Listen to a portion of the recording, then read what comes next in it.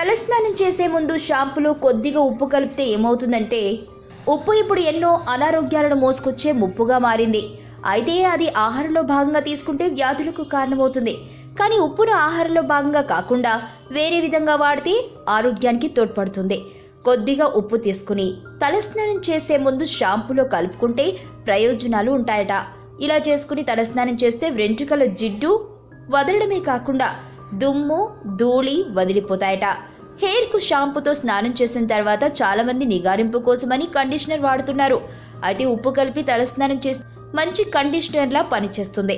అంతేకాకుండా మీ జుట్టు రాలడం తగ్గి జుట్టు పెరుగుతుందని కూడా కొందరు తమ అనుభవాలను వెల్లడిస్తున్నారు. చుండ్రు సమస్యకు చక్కని పరిష్కారం. ఇంకా ఉప్పుతో ఎన్ని ఉపయోగాలున్నాయో తెలుసుకోండి. ఉప్పు మనకు మంచి స్క్రబ్లా పనిచేస్తుంది. మనం వాడే ఫేషియల్ క్రీమ్కు 1 స్పూన్ సాల్ట్ కలిపి ముఖానికి అప్లై చేయాలి. కొద్దిసేపు మృదువుగా రుద్దితే చర్మరంధ్రాలు తెరుచుకుంటాయి. దీంతో దుమ్ము ధూళి వదిలిపోతాయి. జిడ్డు తత్వం ఉన్నవారి ముఖాన్ని కాంతివంతంగా చేస్తుంది.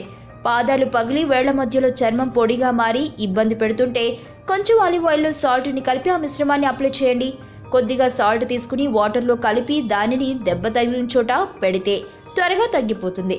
బాడీ పెయిన్స్ను తగ్గించడంలో సాల్ట్ సహాయం చేస్తుంది.